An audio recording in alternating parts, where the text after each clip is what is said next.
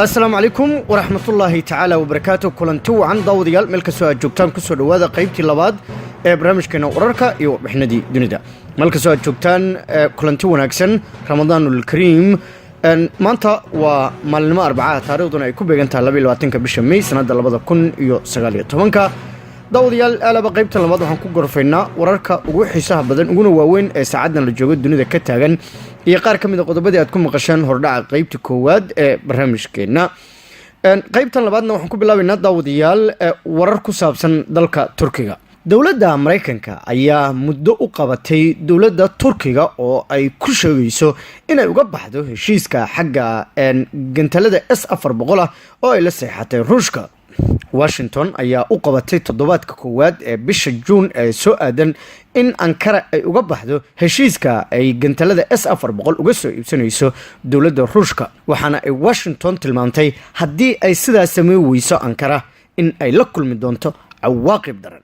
maamulka aqalka cad ee madaxweyne Donald Trump ayaana ugu goodiyay Ankara in cunaqabateena dardaran oo aad u adag la saari doono haddii ay sidaas muuweyso. intaas kadib ayaa waxaa shir saxaafadeed ku qabtay magaalada Ankara ee xarunta wadankaasi Turkiga wasiirka gaashaandhigga ee wadankaasi Turkiga ninka la yiraahdo Hulusi Akar ayaana shirkiisa saxaafadeed uga warramay cunaqabateenada dowladda Mareykanka ay diyaarinayso ee ka dhanka ah dowladda Turkiga isla markaana Turkiga uu ku mataysanayo gantalada uu ka soo iibsanayo wadankaasi Ruushka. Hulusi Akar waxa uu hoosta ka xariiqay in meel wanaagsan uu marayo qorshaha Turkiga uu ka iibsanayo S400 isla markaana uusan jirin wax dib uga laabasho ah oo heshiiskaas ay ka sameynayaan.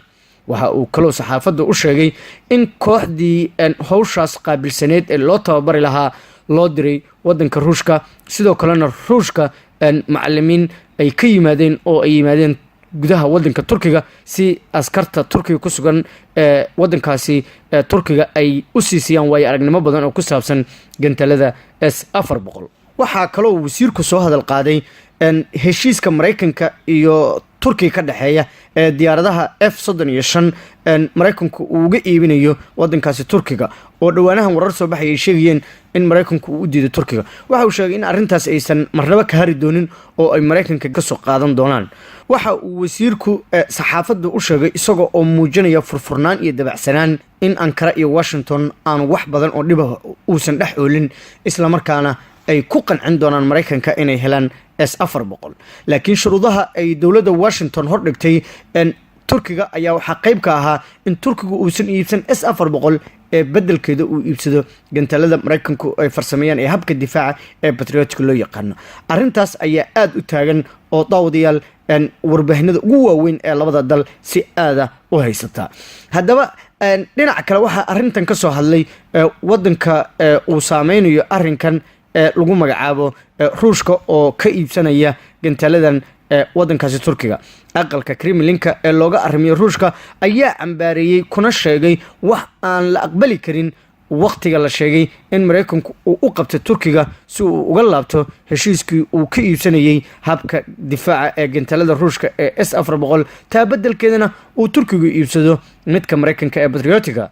Moscow ayaa ka jawaabaysay warbixin uu baahiyay telefishinka CNBC oo sheegtay in Washington ay Turkiga siisay kaliya 2 toddobaad si ay heshiiska Ruushka ay uga laabato mid cusubna ay ula gasho Mareykanka ama ay wajihi doonto ganaax culus. Turkiga iyo Mareykanka ayaa muddo isku hayay arrimo dhowr ah oo ay ku jirto go'aanka Ankara ee ay ku iibsanayso habka S400 kuwaas oo aan la shaqeyn karin nidaamka NATO.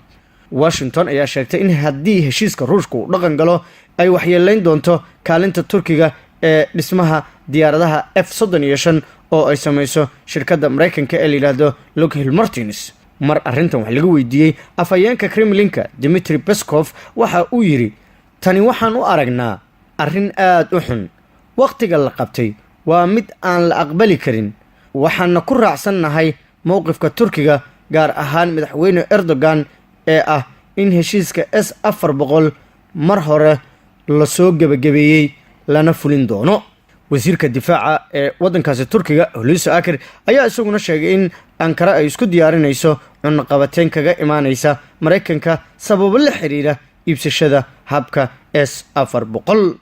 xiisada ka dhalatay S-400 ayaa waxa ay saameyn doontaa dhinacyo badan oo ay ka macaamilaan wadamada Turkiga iyo sidoo kale Mareykanka.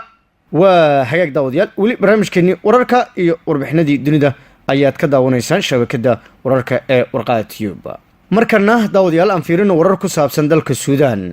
guddiga militariga ee maamula Suudaan ayuu cadaadisku ku sii badanayaa si ay markaasi u bilaabaan wadahadaladii ay kula jireen hogaamiyaasha dibadbaxayaasha kadib markii uu hakad ku yimid wadahadaladaasi. Mareykanka, Ingiriiska iyo Norway ayaa ka digay in haddii xukuumad aan rayid ahayn ay arrintaasi carqaladeyn karto calaaqaadka Suudaan ay la leedahay dalalka reer galbeedka. hogaamiyaasha dibadbaxayaasha ayaa sidoo kale taageerayaashooda ku booriyey in ay isu diyaariyaan dibadbaxyo hor leh iyo shaqo joojin, balse weli waqti uma aysan qaban. si kastoo ahaato, xaaladda waddanka Suudaan ayaa qasan tan iyo markii xukunka si awood ah looga tuuray 11 bishii Abriil madaxweynihii muddada 30 sano ku dhow dalkaas soo maamulayay ee lagu magacaabi jiray Cumar Xasan al-Bashiir. Cumar Xasan al-Bashiir ayaana lagu xiray xabsi si weyn loo waardiyeeyo oo ku yaala duleedka magaalada Khartoum ee xarunta waddankaasi Suudaan. dhinaca kalena daawadayaal, Theresa May, ra'iisul wasaaraha waddanka Ingiriiska, ayaa wajahaysa cadaadis daran iyada oo lagu baaqayo in ay is-casisho.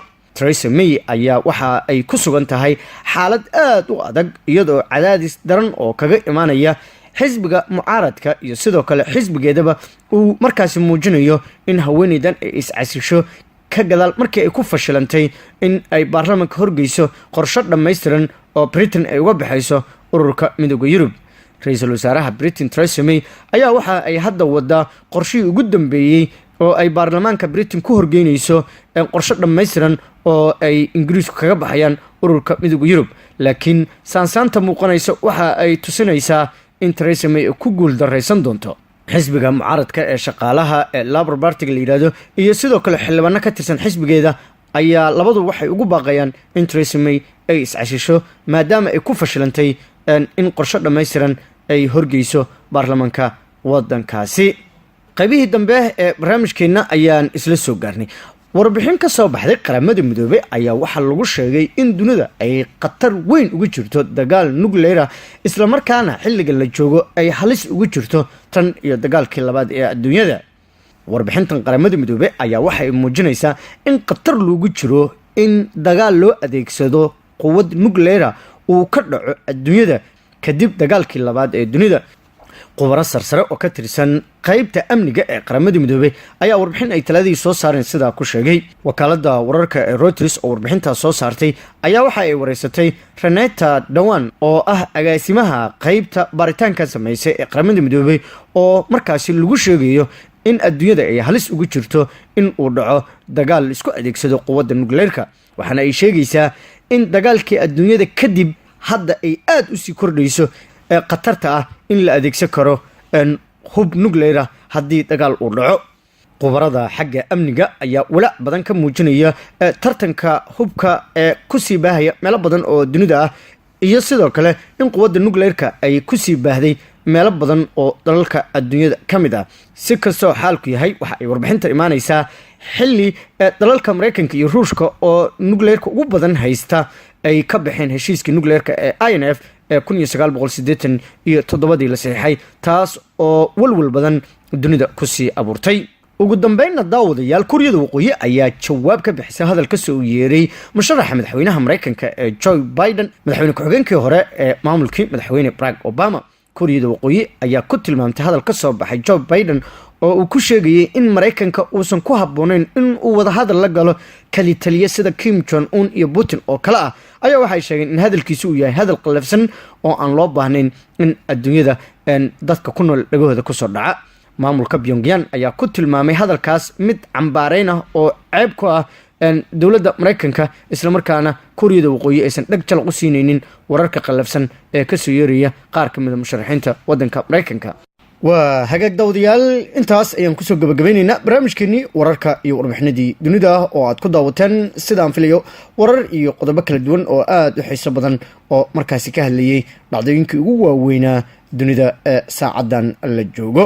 daawadayaal bahdii barnaamijka isku duwan waxaan dileynaa sidaasii nabadgelyo kulanti dambe oo xiise leh ramadaanul kariim.